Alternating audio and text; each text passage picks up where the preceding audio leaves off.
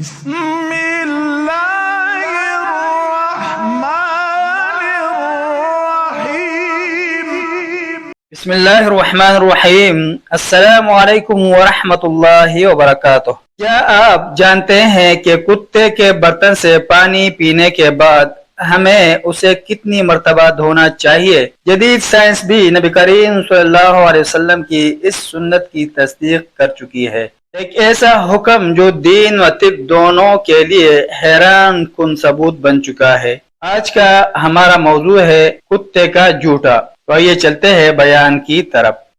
کتے کے بارے میں صحاح و سنن میں جتنی احادیث ہیں ان سب سے اندازہ ہوتا ہے کہ یہ بھی نجس ہے اور اس کا جھوٹا بھی ناپاک ہے، جیسا کہ صحیح بخاری و مسلم، ابو داؤد و نسائی، ترمذی اور موطا امام مالک میں حضرت ابو ہریرہ رضی اللہ عنہ سے مروی ہے کہ نبی کریم صلی اللہ علیہ وسلم نے فرمایا، جب تم میں سے کسی کے برتن سے کتا پانی پی جائے تو اسے چاہیے کہ اس برتن کو 7 مرتبہ دھوئے۔ صحیح مسلم و نسائی میں ہے، اگر تم میں سے کسی کے برتن میں کتا منہ ڈال دے تو اسے چاہیے کہ برتن والی چیز کو باہر پھینک دے اور پھر اس برتن کو 7 مرتبہ دھوئے۔ ایک روایت میں ہے، ان 7 مرتبہ میں سے پہلی مرتبہ مٹی کے ساتھ اس برتن کو مانجے اور خوب صاف کرے۔ ترمذی میں ہے، پہلی مرتبہ یا آخری مرتبہ مٹی سے صاف کرے، جبکہ صحیح مسلم، ابو داؤد، نسائی، مسند احمد اور دارمی میں یہ بھی ہے، 8ویں مرتبہ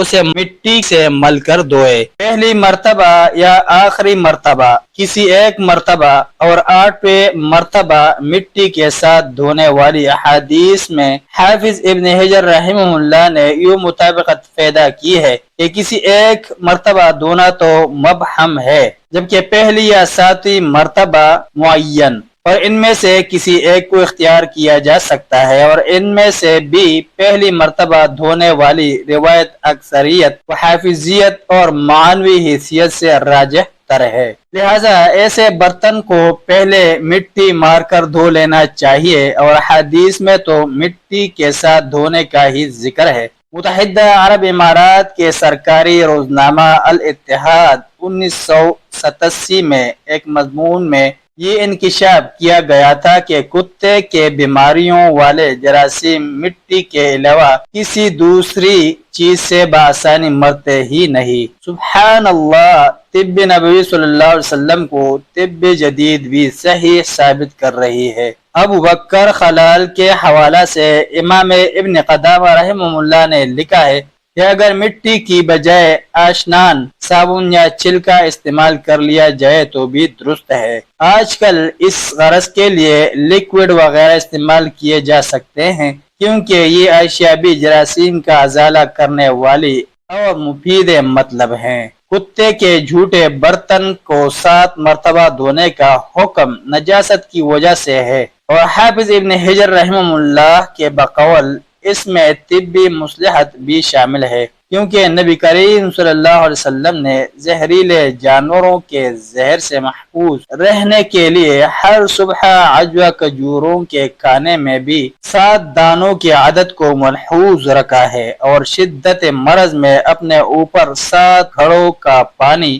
ڈالنے کا فرمایا تھا، جو اس بات کی دلیل ہے کہ یہ طبی طور پر بھی مفید ہے۔ کتے کے جھوٹے کو 7 مرتبہ دھونے کا سختی سے حکم اس لیے فرمایا گیا کہ بقول علامہ احمد شاکر، طب جدید نے بھی ثابت کر دیا ہے کہ کتا اپنے لعاب میں بہت سی مہلک بیماریاں اٹھائے پھرتا ہے جن سے بچنا ضروری ہے۔ وزارت اوقاف و امور اسلامیہ ابو ظہبی سے جو ماہنامہ مجلہ منار الاسلام شائع ہوتا ہے، اس کے شمارہ 7 بابت ماہ رجب 1406 ہجری میں ایک ڈاکٹر کا تحقیقی مضمون شائع ہوا تھا، جس میں کتے کے لعاب سے پھیلنے والے امراض پر روشنی ڈالتے ہوئے ڈاکٹر موصوف نے لکھا تھا، اس مرض کے نتیجہ میں انڈیا میں 15,000 سے زائد آدمی، سری لنکا میں ہر 10 لاکھ میں سے 30 آدمی اور فلپائن میں ہر 10 لاکھ میں سے 12 آدمی سالانہ محض کتے کے لعاب سے پھیلنے والے امراض کی وجہ سے لقمہ اجل بن رہے ہیں۔ مذکورہ حدیث کے پیش نظر جمہور اہل علم کا مسلک تو یہ ہے